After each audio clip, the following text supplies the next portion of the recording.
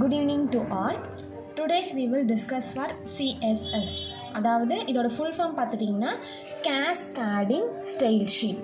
அதாவது நம்ம ஃபஸ்ட்டு பார்த்தது வந்து HTML. அது வந்து என்னென்னா ஃபார் எக்ஸாம்பிள் இப்போ நீங்கள் ஒரு வீடு கட்டுறீங்கன்னா அதுக்கு பேசிக் வேணும். அதான் வந்துட்டு அதாவது பேசிக்னால் என்னென்னா இந்த கட்டுறதுக்கான அடித்தளங்குவாங்க அந்த அது வேணும். அதுக்கப்புறம் இந்த சிஎஸ்எஸ் பார்த்துட்டிங்கன்னா ரெண்டாவது வந்துட்டு டிசைன் பண்ணணும். அதுதான் வந்துட்டு கேஸ்கேடிங் ஸ்டைல் ஷீட் அப்படின்னு சொல்கிறது. இதுதான் வந்து இதோட ஃபுல் ஃபார்ம். இது பார்த்துட்டிங்கன்னா CSS describes how elements are to displayed on screen. CSS saves a lot of work. It can control the layout of multiple web page all at once. External style sheet are started in CSS files. A CSS rule declaration block selector. ஓகேங்களா?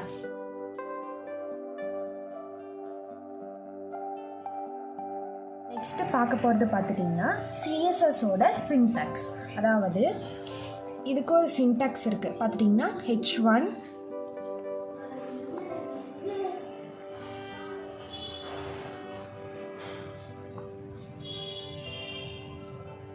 இந்த மாதிரி நீங்கள் வந்துட்டு என்ன variable வேணாம். So H1 பார்த்துட்டிங்கன்னா இதான் வந்துட்டு செலக்டர். தென் இதுதான் பார்த்துட்டிங்கன்னா ப்ராப்பர்ட்டி. ஸோ இதுதான் வந்துட்டு வேல்யூ. நம்ம என்ன வேல்யூ கொடுக்குறோமோ அதுதான். இந்த இதில் தான் வந்துட்டு இது பார்த்துட்டிங்கன்னா சின்டாக்ஸ். நெக்ஸ்ட்டு பார்த்துட்டிங்கன்னா how to add CSS.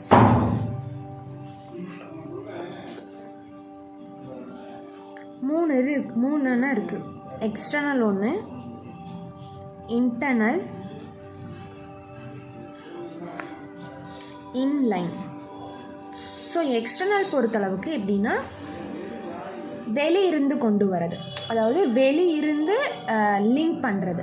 Internal பொறுத்தளவுக்கு இருக்கிறத வச்சே டிசைன் பண்ணுறது. இன்லைனை பொறுத்துக்கு அந்த லைனில் இப்போது நம்மளுக்கு எந்த லைனில் டிசைன் வேணுமோ அந்த லைனில் நம்ம வந்துட்டு டிசைன் பண்ணுறது. ஸோ பார்த்துட்டிங்கன்னா எக்ஸ்டர்னல்னால் லிங்க், இதுதான் வந்துட்டு இதோட டேக்.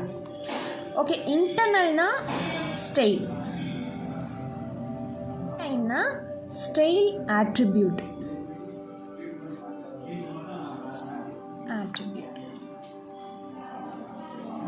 இதாங்க. இப்போ நம்ம வந்துட்டு எக்ஸ்டர்னலுக்கு ஒரு எக்ஸாம்பிள் போட்டு பார்க்கலாம். எக்ஸ்டர்னல்.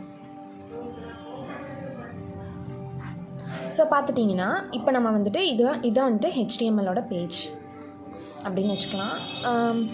எங்கள் லேப்டாப் சிஸ்டம் இந்த மாதிரி வச்சுருந்தா நீங்கள் அதில் போட்டு பார்க்கலாம். இப்போ அதில் வந்துட்டு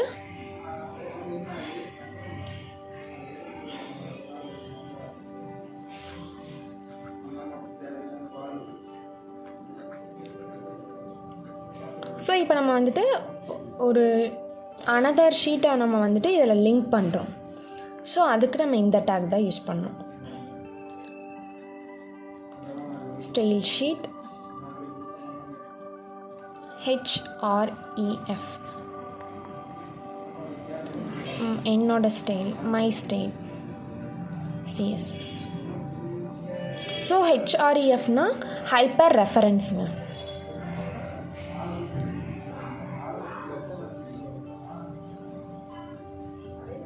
ஸோ இதான் வந்துட்டு எக்ஸ்டர்னலோட ப்ராசஸ். அடுத்தது பார்த்துட்டிங்கன்னா மை ஸ்டைல். நம்மளோட ஸ்டைலில் இந்த இதுக்கு பார்த்துட்டிங்கன்னா மை ஸ்டைலுக்கு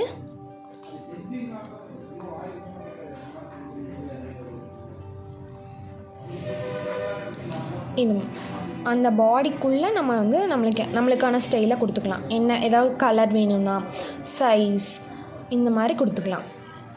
எதில் வேணும் H1ல என்ன கலர் இந்த மாதிரி கொடுத்துக்கலாம். இது வந்து மை ஸ்டைலில் கொடுக்கலாம். ஸோ நெக்ஸ்ட்டு பார்த்துட்டிங்கன்னா இன்டர்னலுக்கு கொடுக்குறோம். ஸோ இன்டர்னல் பொறுத்தளவுக்கு அதே மாதிரி தான். இப்போ நம்ம இங்கே வந்துட்டு நம்ம ஸ்டைல் ஷீட்டு கொடுத்தோம், என்ன ஸ்டைல் வேணும் அது நம்ம வந்து இந்த பாடிக்குள்ளே கொடுத்துக்கிறது, பாடிக்குள்ளே கொடுக்குறோம்ல. ஸோ இதுதான் வந்துட்டு இன்டர்னல்.